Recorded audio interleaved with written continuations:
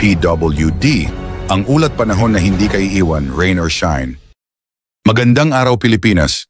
Narito na ang ating fresh weather update ngayong araw mula sa Pag-asa.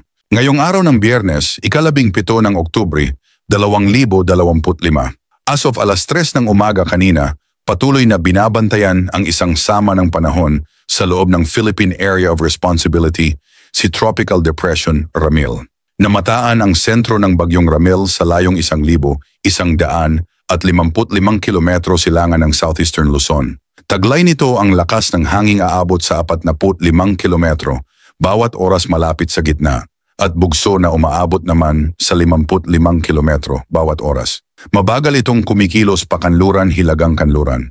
Bagamat malayo pa ang bagyo sa kalupaan, ang buntot o trough ni Ramil ay nakakaapekto na sa ilang bahagi ng bansa, partikular sa Catanduanes, Albay, Sorsogon, Northern Samar at Eastern Samar.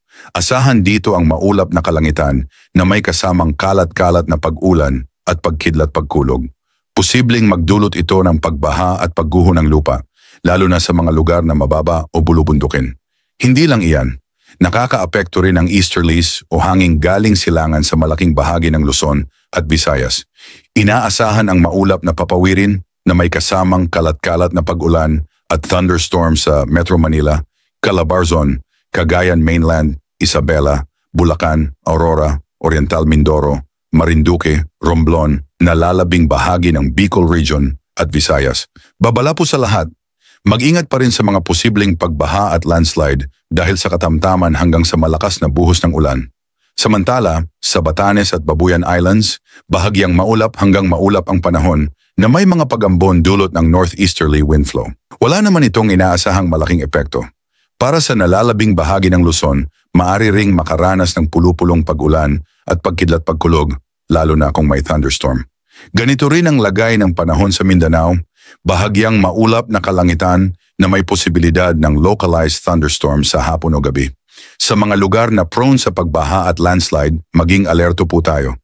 Sa kondisyon ng karagatan, moderate to strong ang hangin sa northern at eastern sections ng Luzon, kaya't inaasahang moderate to rough ang mga baybaying dagat dito. May taas ng alon na umaabot mula 1.5 hanggang 2.8 metro. Sa Visayas at nalalabing bahagi ng Luzon, light to moderate ang hangin at slight to moderate ang alon, nasa 0.6 hanggang 2.1 metro. Sa Mindanao naman, light to moderate pa rin ang hangin na may kaunting pag-alon mula 0.6 hanggang 1.5 metro. Patuloy nating bantayan ang mga susunod na update mula sa Pag-asa, lalo na kung may pagbabago sa galaw at lakas ng bagyong Ramil. Huwag kalimutang i-check ang weather alerts, lalo na kung kayo ay bibiyahe o may outdoor activities. Sa panahon ng pabago-bagong klima, mas mahalaga ang maging handa kaysa magsisi sa huli. Pasuyo ng like at subscribe bilang suporta sa ating channel, PWD, ang ulat panahon na hindi kaiiwan, rain or shine. Ingat Pilipinas!